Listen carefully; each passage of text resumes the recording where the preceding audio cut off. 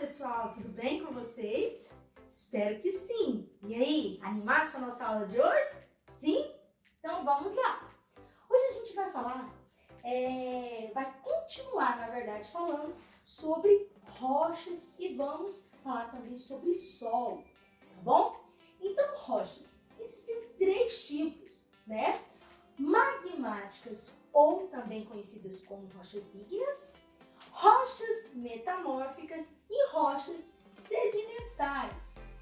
Vamos falar agora um pouquinho de cada uma delas. As rochas magmáticas são aquelas formadas pelo resfriamento do magma, né? Rochas magmáticas. O nome já fala magma, vem do magma, né? Tá bom. Ou também conhecida como rochas ígneas, ok? Exemplo, granito e basalto, né? Aquelas arquibancadas que geralmente as pessoas fazem, ou então as mesas, geralmente vem de uma rocha chamada granito, tá bom? E ela é uma rocha magmática. As sedimentares são formadas pela decomposição e pela desintegração de outras rochas. O transporte e a decomposição de sedimentos é contínuos, formando camadas, por exemplo, o arenito e rochas calcárias. Tá bom? Aqui é um caso de uma rocha arenítica, né? O arenito. Então, as rochas sedimentares, elas são aquelas que vão depositando sedimentos um em cima do outro, formando camadas, tá bom? Então, essas aí são as rochas sedimentares. E a última, né? A última rocha são as metamórficas, que são aquelas que, em condições extremas de temperatura, pressão ou atrito, podem transformar algumas rochas magmáticas ou sedimentares em outro tipo de rocha, a metamórfica, né? E exemplos aí, o mármore e o gneiss. Então, as rochas metamórficas são aquelas quando é transformado um tipo de rocha em outro tipo de rocha, tá bom? Que no caso, as metamórficas, certinho? Ok. Nós também vamos falar sobre os combustíveis fósseis. O que são os combustíveis fósseis? São aqueles formados pela decomposição lenta de restos de plantas e animais, ou seja, matéria orgânica, né? Ao longo de milhões e milhões de anos. Então, os combustíveis fósseis, eles não são gerados aí com um mês, com um ano, não. São, levados milhões e milhões de anos. Por isso que eles são, muito caros. E quais são os exemplos de combustíveis fósseis? O petróleo, né? O petróleo não tá caro? Então, a gente vai falar um pouco dele agora.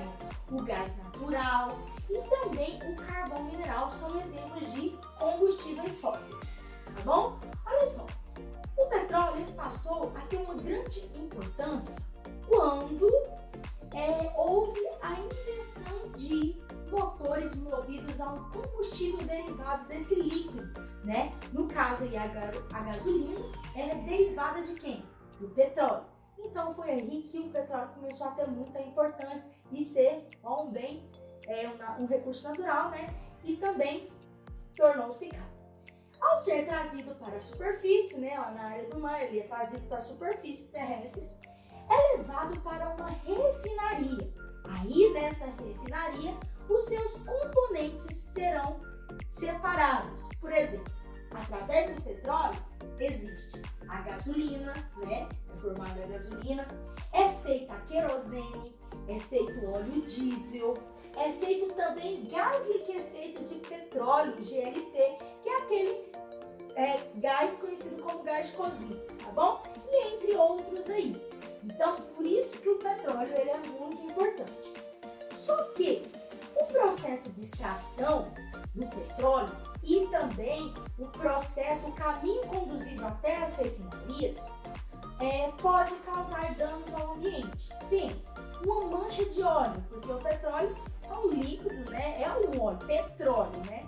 É um líquido escuro, meio preto, esverdeado. Ok. Então, tem um vazamento ali, uma mancha escura. Aquela mancha ali já vai estar impedindo, então, da luz solar passar e alguns seres vivos, como algas marinhas, produzir o seu próprio alimento, né? Que é através da fotossíntese. Já é um um problema ao meio ambiente. Outros são os animais aquáticos, né? Nós já vimos aí baleias, pinguins cheios de óleo por causa do petróleo. Então aí acaba causando aí alguns danos ao meio ambiente. Agora nós vamos falar do solo. O que é o solo? O solo é o composto por rochas fragmentadas, matéria orgânica, seres vivos, minerais, água e ar. Tá bom? Então, o solo nada mais é que um desgaste de rochas, né? E também leva milhões e milhões de anos para ele ser formado, tá bom? E ele possui algumas características. Vamos falar um pouquinho delas. A cor. A cor indica os componentes de cada solo. Olha aqui, eu coloquei dois solos que eu vou chegar mais perto para vocês verem, por exemplo, a cor. É um solo mais arenoso, né, com areia, e um solo mais argiloso. Então, ó, a cor é um componente que diferencia aí, então, o tipo de elemento que tem, tá bom? Também tem a textura, que está relacionada ao tamanho das partículas que compõem o solo. Esse solo arenoso aqui é areia, todo mundo já viu, né? Geralmente são partículas maiores, de grãos maiores. Enquanto o solo argiloso, as partículas são menorzinhas, fica mais grudada entre outras, tá bom? Então essa é a textura. Também existe a porosidade, que tem a ver com os poros, né? Solo com poros menores são os ricos em argila, que é esse segundo aqui que eu mostrei, e solo com poros maiores, né? Como os ricos em areia, que foi esse primeiro que eu tinha mostrado para vocês, certinho? Também nós temos a permeabilidade, tá? Que está relacionada à capacidade de o solo deixar passar água e ar entre os seus poros. Então, permeabilidade, então, é quando a água, né? É a capacidade da água deixar ali a água e o ar passar entre esse solo, tá bom?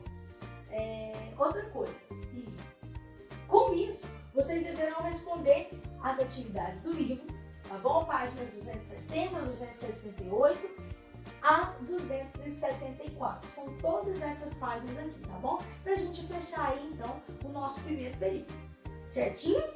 Tá bom? Então, ó, um beijo pra vocês, tá bom? Fiquem com Deus e até a nossa próxima aula.